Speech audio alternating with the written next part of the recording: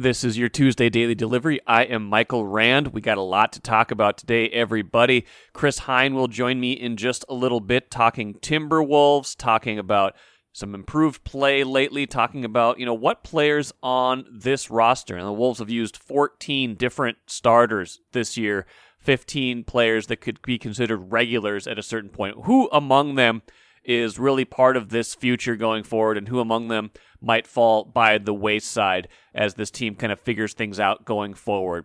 So Chris will join me in a little bit to talk about that and some other things as well. But first, what did I miss? Had some concurrent games last night. Twins and Wild. Two teams, one final score, as it turned out, and two teams that you can't turn the TV off for two different reasons. The Wild, amazing comeback again. Down 5-3 to Vegas. They get one to get close, and then it's getting to the closing minutes. Kaprizov ties the game on a rebound. Nice little goal. And then, you're thinking, well, they're going to take Vegas to overtime, at least get a point. Jonas Brodin scores right after Kaprizov. They win 6-5 over Vegas. Another, huge comeback for the Wild. Another big game where they just, don't... they refuse to quit, essentially. This is a team that, just won't give up down the stretch. They've been a little bit more uneven lately. I think the defense has maybe suffered a little bit, but, they are a team. My friend John Marthaler probably put it the best on Twitter on Monday night, said, the Wild have existed for 2 decades, and this is the first time that they could accurately be described as fun. I don't think that's wrong. I think they've had some fun runs. I think they've had some good players. The playoff run back in 2003, when they went all the way to the Western Conference Finals when nobody expected it. That was fun. That wasn't necessarily like the world's most dynamic team, but they had a great run for sure. They've had some some better times, some good runs of players, but this is a team that actually is, like John said, fun. A team that just goes out there, is capable of scoring a whole bunch of goals, has dynamic players up and down the lineup. Kaprizov is just a total difference maker, but you got Kevin Fiala.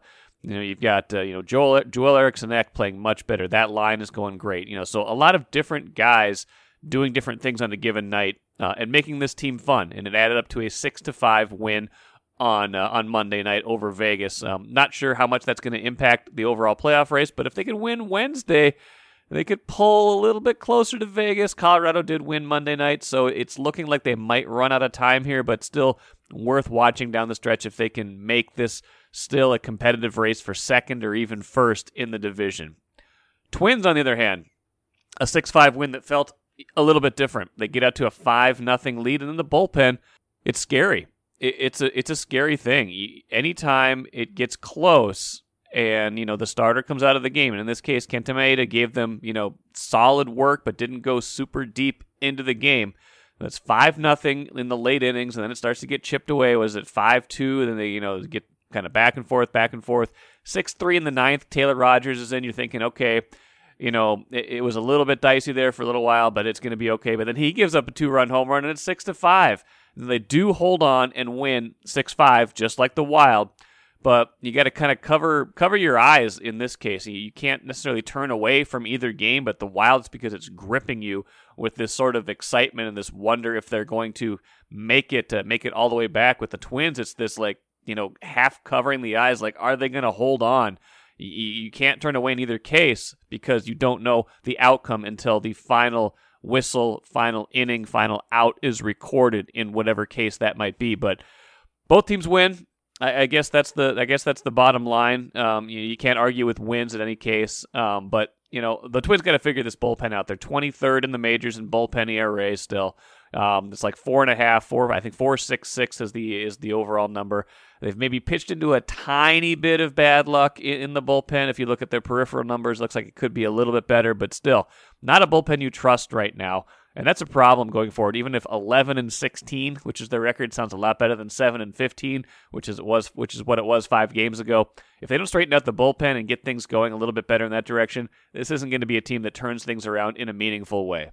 I want to get to one other thing before we talk to Chris Hine. this Aaron Rodgers Packers story keeps giving and giving. So the Packers take a lot of responsibility for the deterioration in this relationship, but Aaron Rodgers also has to take some of the blame because he thinks he's the general manager of this team, apparently.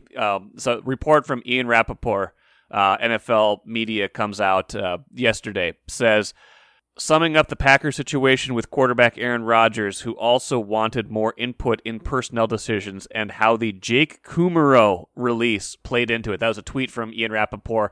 He talked about it on NFL Network yesterday, too. Basically, sounds like Rodgers really loved Jake Kumerow, who was a wide receiver who caught like 12 passes in 2019. He was a little bit of a surprise cut in 2020. Rodgers had gone on the radio like the day before saying how much he liked Kumerow.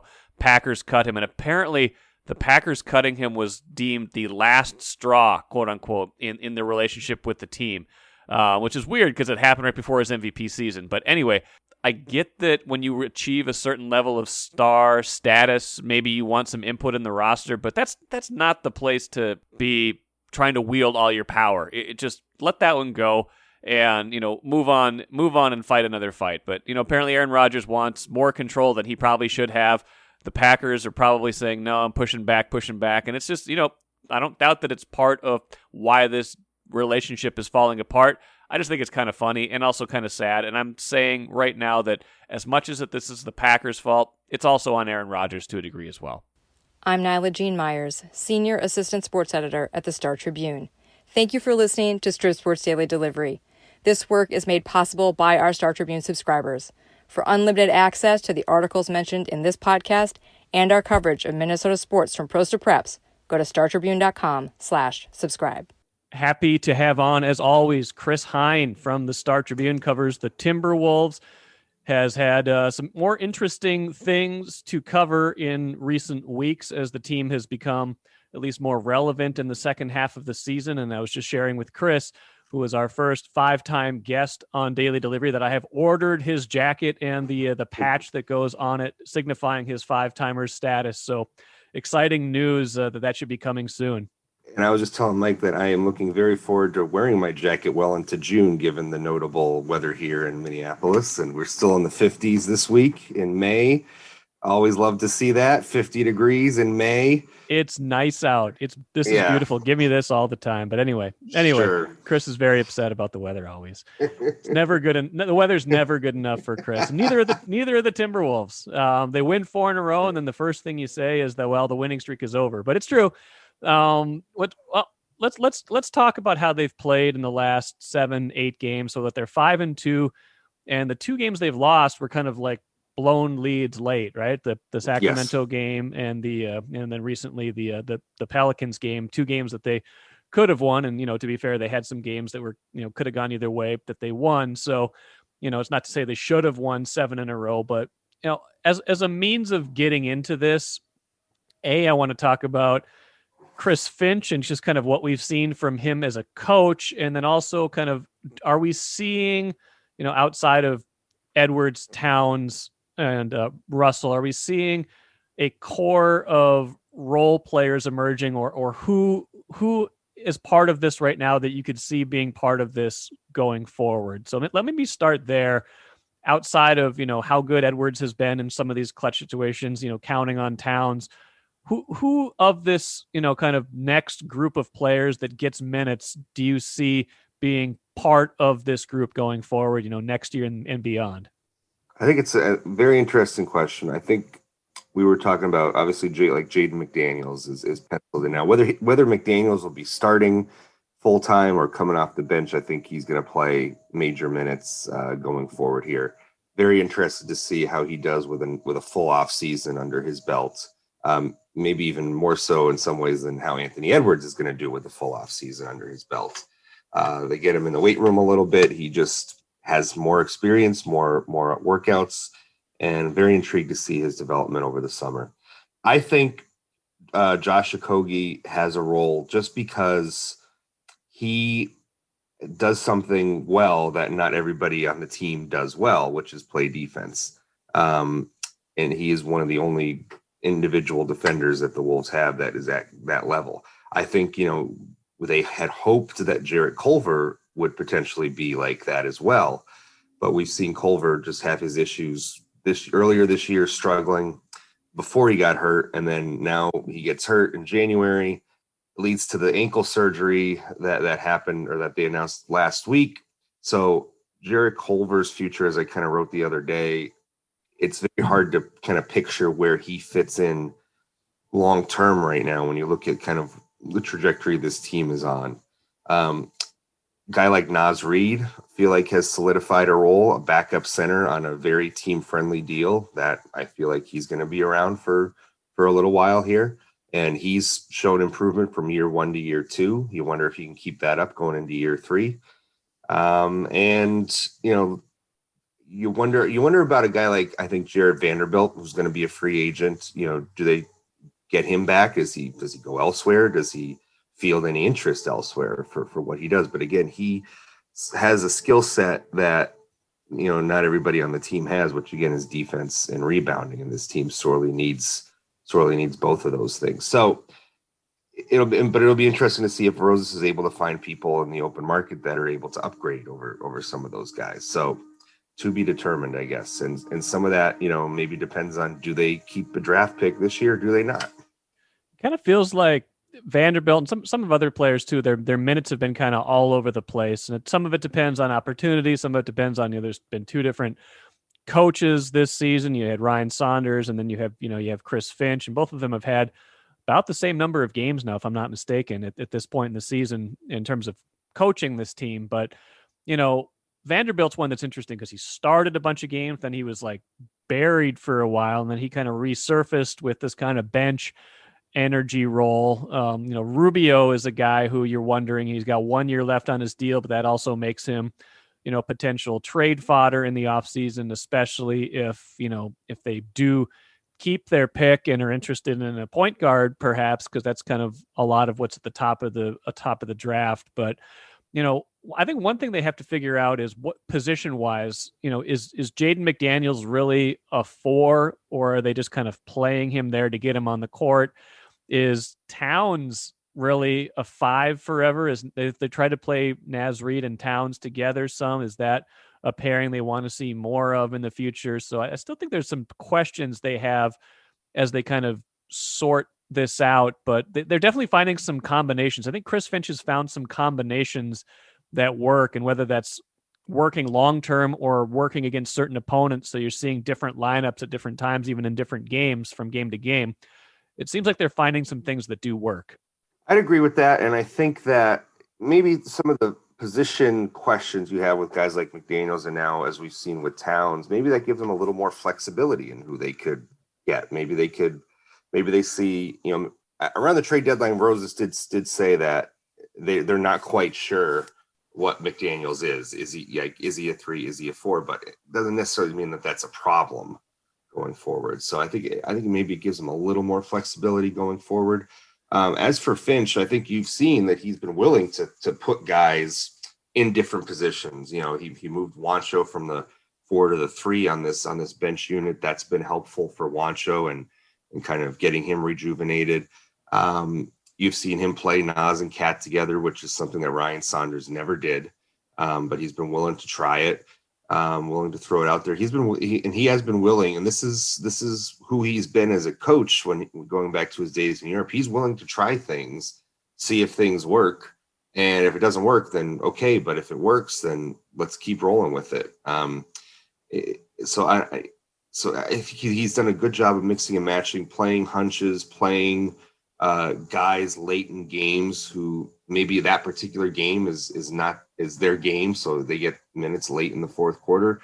If it's not their night, maybe they don't get as many minutes late in the fourth quarter. So I think you've seen him be a little different from Ryan Saunders in that way, and that the rotations and who plays end of games can be a little more flexible. I think.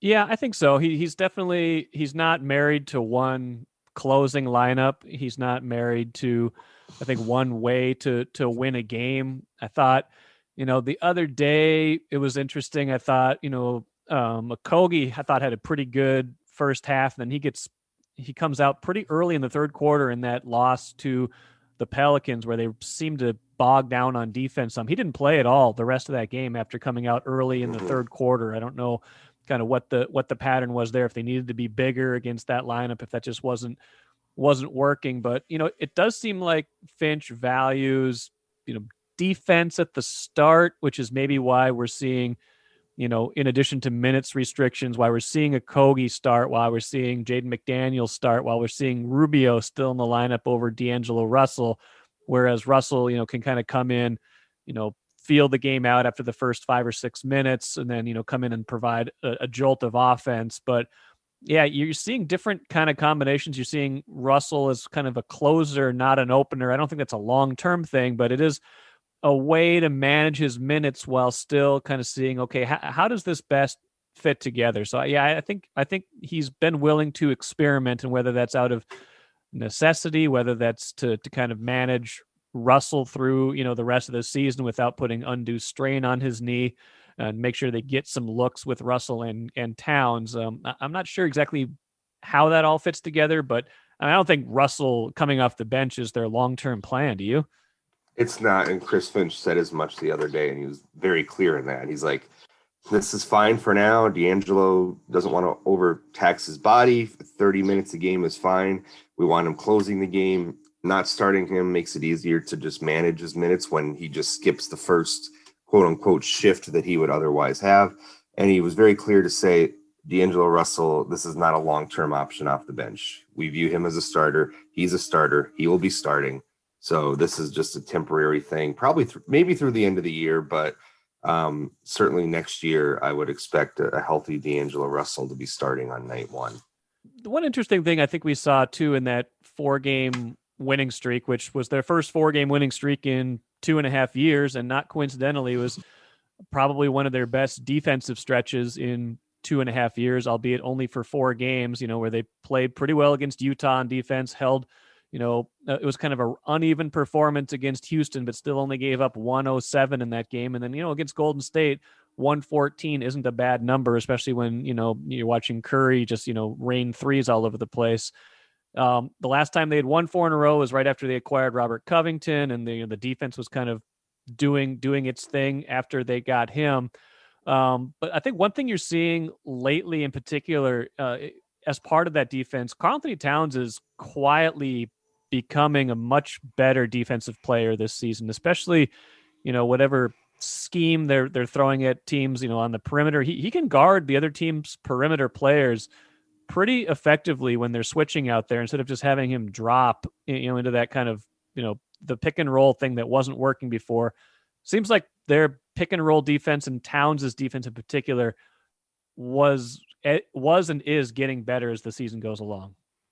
I'd agree with that. And one of the things I think is interesting is, you have Towns. He's good enough to play on the perimeter on offense, and operate from there, usually against bigger guys. But still, if you have him on the perimeter, he might face more perimeter defenders on offense. Why not try to have him guard the perimeter a little bit on defense? And I think you're seeing that's proven to be not the most terrible thing in the world. And that's something that I don't think the previous coaching staff the staffs were liable to have him do. So I think that's been working. I think just overall, this way of playing defense, which is everybody just run to the ball, has been at least somewhat helpful for this group. Now, I don't know, and this is what I'm probably going to write for Wednesday's paper. I don't know how sustainable this way of playing defense is going to be long term over the course of the season, especially as with all the running that guys have to do in terms of trying to cover for each other when the ball starts swinging around. They've done a good job of it. I think that the 2 Utah games where they did a really nice job of covering for each other, of getting to that 3rd and 4th pass and making sure that the clear outs or the closeouts were strong, that they weren't giving guys much room to get shots off. I think that was very, very evident in those 2 games. But again, I don't know how much that's sustainable. How much do they change that over the off season with a full off season to work with? So I'm not sure how much of what you're seeing now on the defensive end of the floor is going to translate next year. Yeah, I think that's a good point. I feel like, And you got to see it for more than 4 games. I mean, they have that stretch, and then they give up 140, albeit in overtime, but 140 to the Pelicans, and they lose. So they have these stretches where they play well, and then they have these stretches where they're right back kind of where they started and giving up a huge number. Speaking of winning and the what goes with it. People, it's almost funny. I think I'm gonna have Gerson Rosas on the show later this week, Timberwolves president. And, for most of his tenure, people have been like, well, you guys aren't winning enough. And now, now that they're winning, they're like, now you're going to blow the draft pick. How do you think the players obviously do not care? They're on the court to win. There's only so much you want to do to manipulate that. And they've been pretty steadfast, it sounds like, in just like, especially that Houston game where they didn't rest anybody on the back-to-back. It was a travel, they had to travel to Houston, but everybody still played and they won that game. That'd have been an example of a time where they could have legitimately rested Towns, rested Russell, and, maybe kind of given into the schedule loss, as it were. They seem pretty adamant about wanting to win and let the consequences be what they are. Look, at the end of the day, the difference between finishing in the bottom 3 and I think what's the worst, or not the worst, but the best they could finish, like 6th worst? Probably 6th. Yeah, they could get up to 6th, although some of those other teams have won a couple games they maybe weren't expected to win. And, Detroit has to play Orlando at some point here. The Wolves still have a couple tonight. So if you're interested in by the time people hear this, it will have happened. Right. They play Tuesday. They play Monday night. So yeah, it's a moot point at this point. But yeah, one of those teams, when you wake up and hear this Tuesday, one of those teams will have won another game. It's impossible for them not to. So yes. So I think, and if my view of the Tankathon website that I have etched in my mind from digesting lottery odds each of the last 2 years, I believe the difference between finishing in the bottom 3 and 6 is about 10%. Right? 10, yeah, it seems about that. In terms of getting a top 3 pick. In terms of keeping the top 3 pick, it's about 11-ish%, give or take. So is 11% really worth it to tank the rest of the season, to go through what you went through for the first 2/3 of this year, for 3/4 of this year, which was miserable? Everybody was miserable. Nobody likes losing. Nobody likes losing the way that they were losing, how badly they were losing.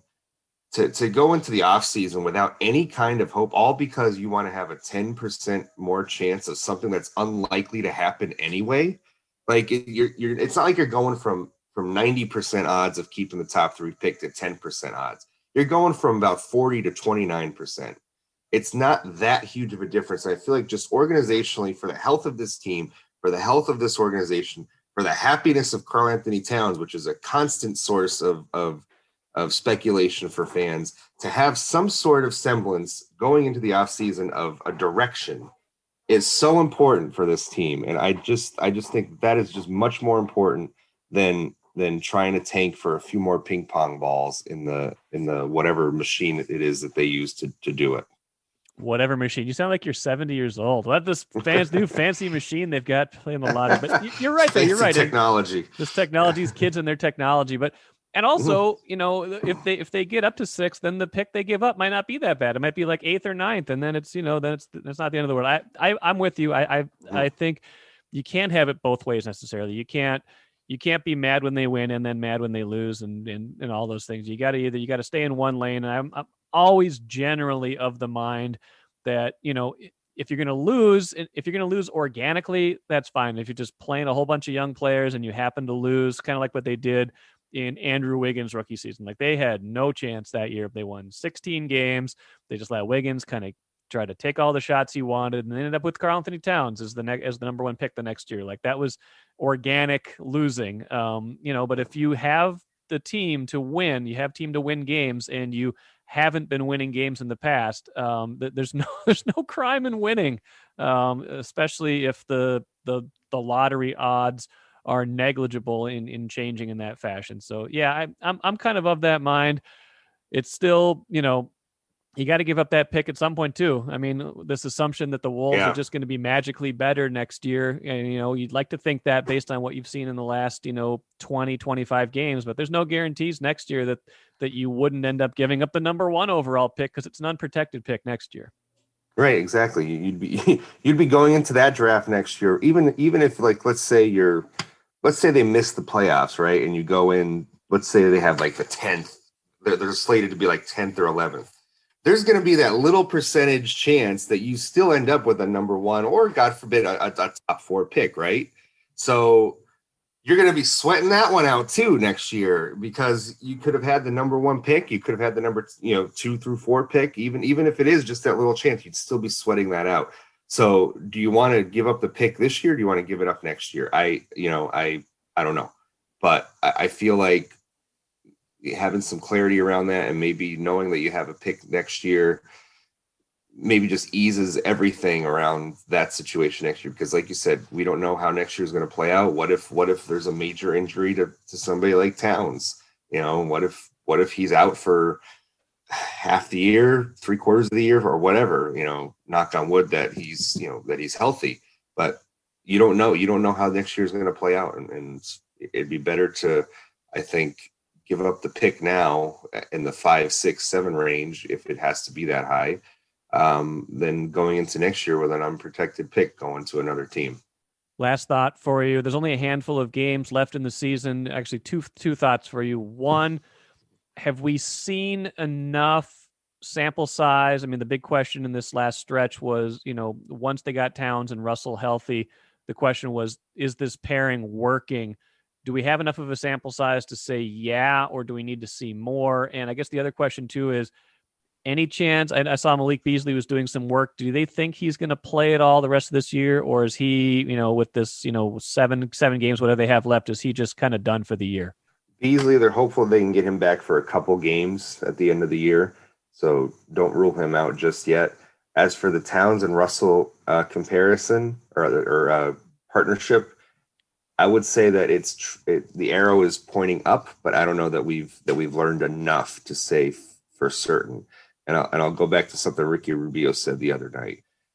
He said that this winning streak has been good, but last year when he was in Phoenix, when they went on that run in the bubble, they were still playing for their playoff lives. They were trying to get into the playoffs, and they went 8-0. So there was pressure every night to win. He said the pressure's kind of off right now because they're not going to make the playoffs. So I think it's been encouraging seeing how that they've played together and the fact that they've been able to win more often than not when playing together. But let's see next year when, the schedule resets and you're 0-0 again, 0-0, and you're trying to make the playoffs.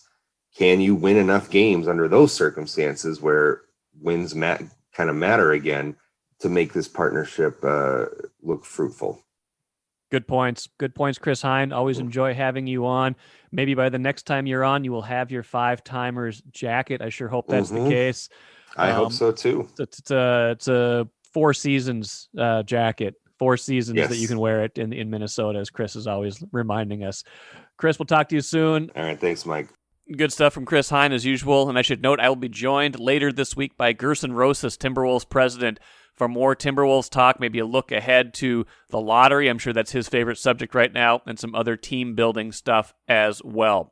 Right now, though, let's end with the cooler. St. Paul Saints begin their first season, their first ever game as a Twins affiliate on Tuesday in Omaha, and in 1 week play their first home game at CHS Field in St. Paul. So this is a reminder of a lot of different things, but for me, it is a reminder that 11 years ago, Randball commentator Clarence Swamptown, R.I.P. Clarence Swamptown, not the man, the moniker, predicted, or at least lobbied for, the fact that if St. Paul was going to build a beautiful new ballpark in St. Paul, that it should be a Twins minor league affiliate at some point, that they shouldn't spend all this money just for an independent or, at this point, American Association team. Well, fast forward 11 years, here we are. This is the reality. It's a AAA team. He wanted it to be the low A team. AAA team probably makes more sense in the long run, but excited for this, excited for him that he was right 11 years ago.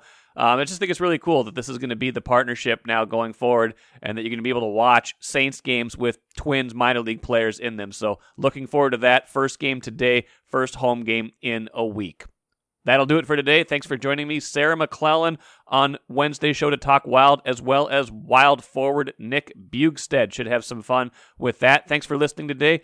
Download, write a review, read Star Tribune, startribune.com, and we'll catch you again on Wednesday.